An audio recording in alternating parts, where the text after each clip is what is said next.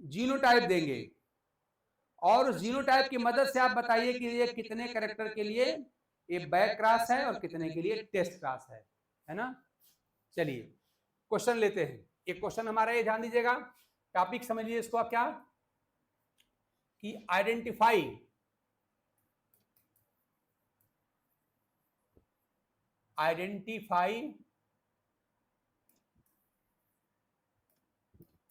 The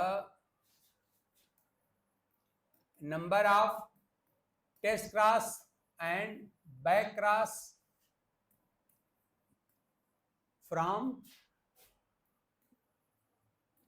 the given cross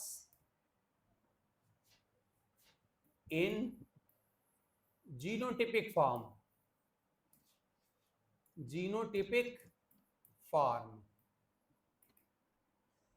genotypic form में cross लिखी गई होगी और उस क्रॉस के मदद से आपको पहचानना है कि ये कितने कैरेक्टर के लिए बैक क्रॉस है, कितने के लिए टेस्ट क्रॉस है। चलो नॉर्मल क्रॉस भी डाल देते हैं, number of test cross, back cross and यहां पे कर दीजिए नॉर्मल क्रॉस, तीनों हम डाल ले रहे हैं यहां पे, from the given cross in genotypic form. देखिए अब एक क्रॉस आपको मैं लिख रहा हूं, ध्यान दीजिएगा, इस बार कोई गलती नहीं करना, ध्यान दीजिए, ये मेरी क्रॉस है।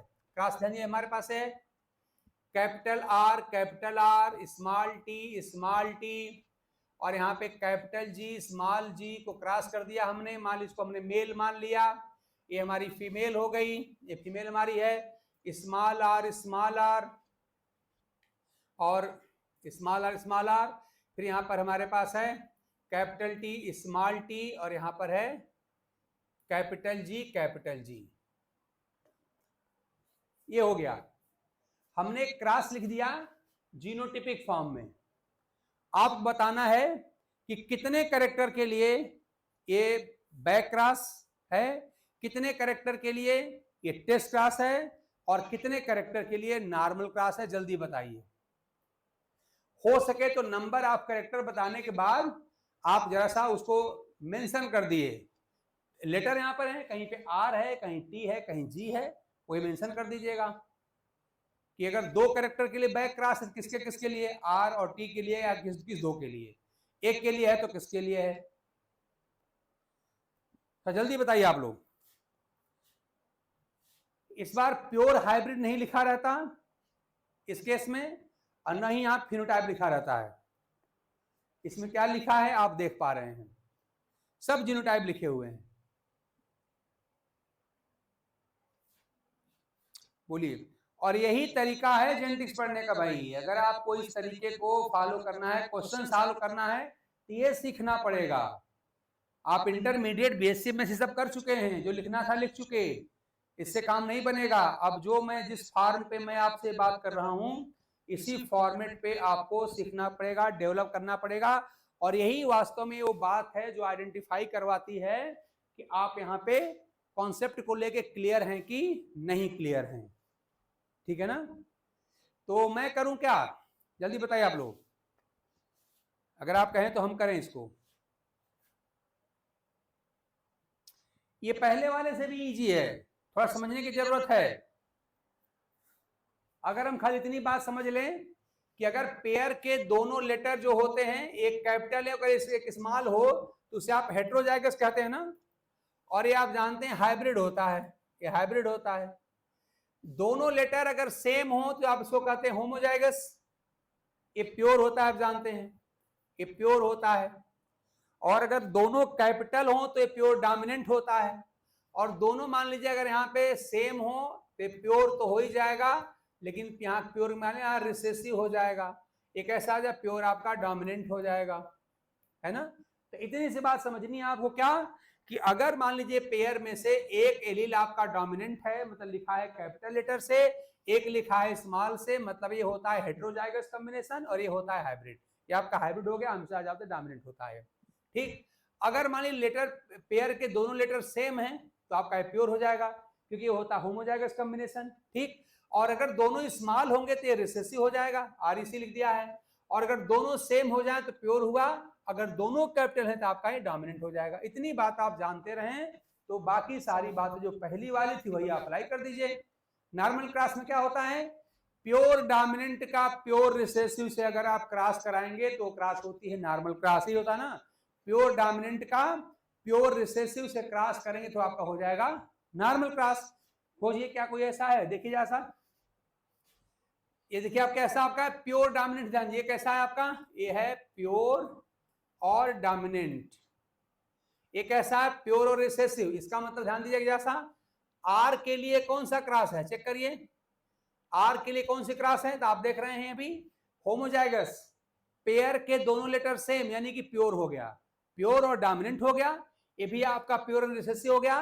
तो अगर प्योर डोमिनेंट का प्योर रिसेसिव से क्रॉस करेंगे तो कौन क्रॉस होती है, नॉर्मल क्रॉस होती है, यानी आर के लिए कैसी हो गई, ये नॉर्मल क्रॉस हो गई। ध्यान दीजिए अगर लेटर पेयर के दोनों लेटर सेम है तो आप जानते हो होमोजाइगस कहलाता है, प्योर होता है। अगर दोनों लेटर आपके कैपिटल हैं तो आपका डोमिनेंट होता है, अगर दोनों लेटर क्या हो सेम और स्मॉल हो तो आपका प्योर रिसेसिव होता है। और हम नॉर्मल क्लास में यही तो पढ़े हैं, क्या पढ़े हैं कि प्योर डोमिनेंट का प्योर रिसेसिव से क्रॉस नॉर्मल क्रॉस कहलाता है, यानी आर के लिए क्या है नॉर्मल क्रॉस है। आई होप मेरी बात आप समझ गए होंगे।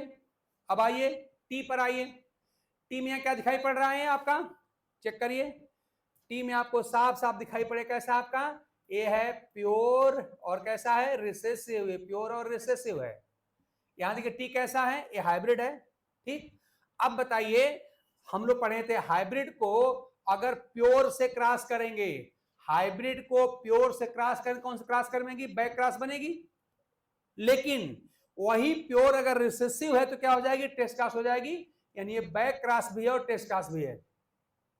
स्मॉल टी क्या हो गया, प्योर रिसेसिव हुआ, इधर टी देखिए, यानी जो इधर देखना है वही फीमेल में देखना है, इधर हम टी देख रहे हैं तो फीमेल में हम टी देखेंगे।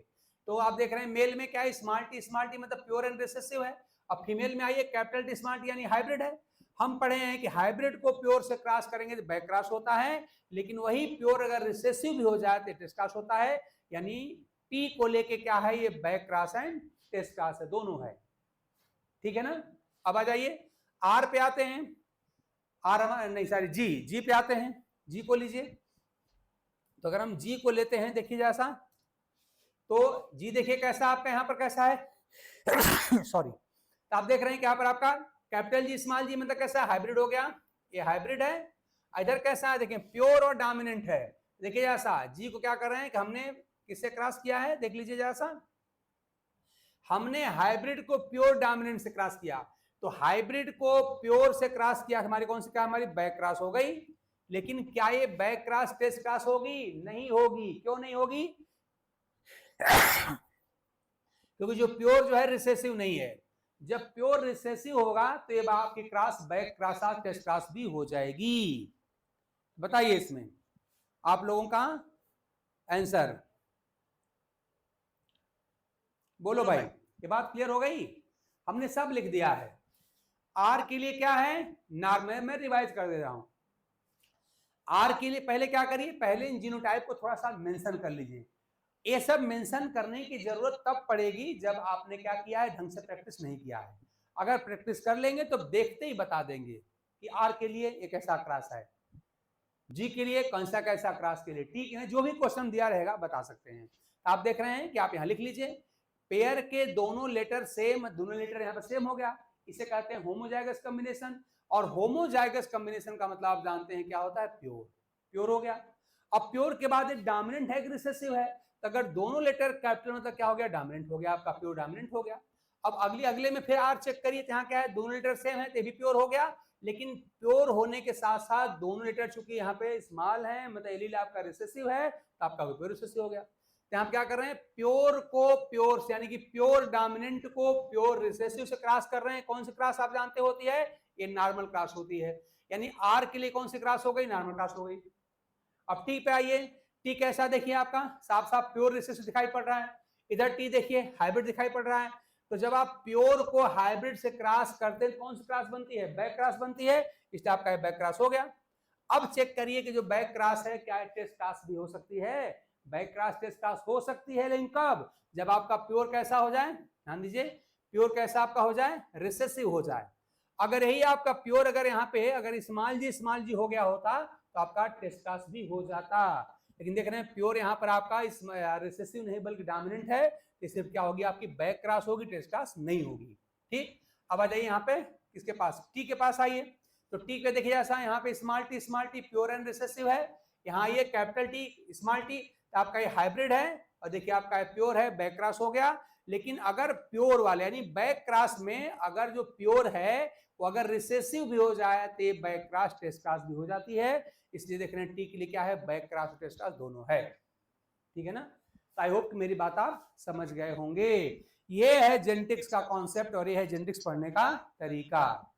ठीक है ना, आप लोग खाली बुक डेफिनेशन पढ़ते रहते हैं, तो इसलिए आपका कॉन्सेप्ट बिल्डअप कम हो पाता है अथवा नहीं हो पाता।